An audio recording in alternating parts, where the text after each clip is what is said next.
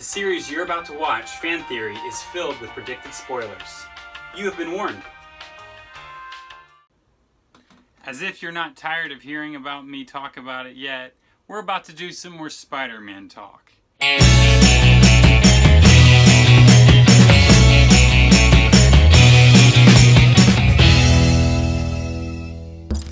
With Spider-Man Homecoming just coming out last week, a lot of people are really excited about Spider-Man right now. So let's do the review. We get several prologue scenes taking place right off the bat. No one? Just making a little video of the trip. Okay, Peter, you got this, you got this. What the hell are you wearing? A minor upgrade. Oh.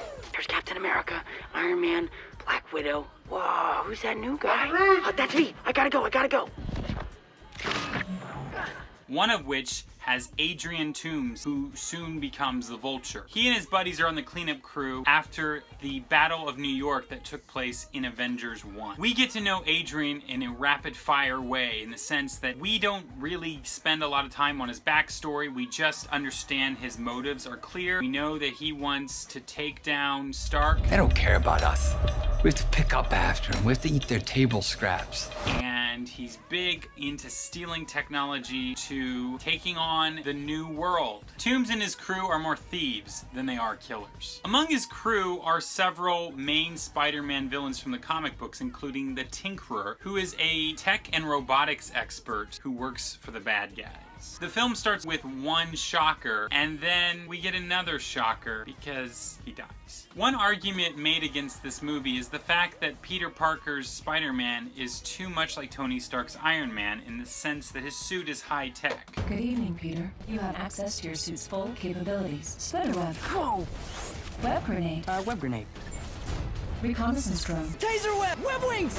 It make more sense in the real world that he's able to do all these different types of web actions and moves. While I do think it's odd that he has AI built into his spider suit, I think it's really cool that he has this new AI known as Karen, voiced by Jennifer Connelly. Kind of a character in her own right, and I think this opens the door for future heroes. Spider's suit has advanced hearing capabilities. Hey, suit lady, what are they doing? Would you like to hear what they're saying? I can hear what they're saying. Activating advanced reconnaissance mode. I'm sick of sitting around out here. That is awesome. I love, because instead of just giving Spider-Man the ability to hear things in a long distance, they build it into a suit. While Tony Stark's character is definitely vital in this film, he plays a much smaller role than the trailers would make you believe. Tony really does play a father character to Peter, and he truly, genuinely cares about Peter Parker's well-being. The role I wasn't expecting to be as large was Happy Hogan, who actually appears more throughout the movie than Tony. Happy kind of plays the role of older brother.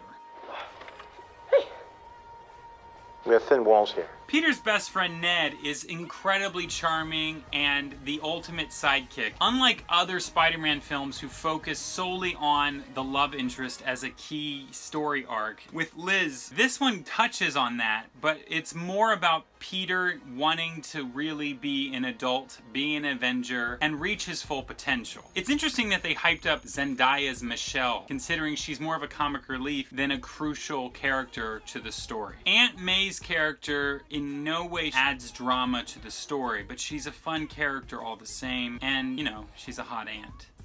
Donald Glover's role as Aaron Davis is much smaller than this role than I was expecting, but I can tell that they are likely to bring him back in future sequels. The Vulture finds out the identity of Spider-Man, and it's done so beautifully well. So don't mess with me. There's a really good twist. The ending of this film was so great. Peter actually turns down a spider suit that's offered to him. So perfect. There's a surprise cameo that really just was the icing on the cake for me. It was so good. This is not the Spider-Man that you've met before, and Marvel Studios really wants it that way. This is absolutely an origin story, but unlike the others, it's not about him becoming Spider-Man, but how he embraces who he is as Spider-Man. Above all, this is a high school coming-of-age story with some action, and it's more lighthearted and fun than the previous Spider-Man films. I felt overall that Spider-Man Homecoming was nearly flawless. It was my favorite film so far from the MCU, and that says a lot. I know a lot of people who had issues with it, and that's perfectly fine. I thought it was spectacular. I could do this again, but I'm not going to. This is my fan theory. What's yours? Spider-Man Homecoming. Great movie! PG-13.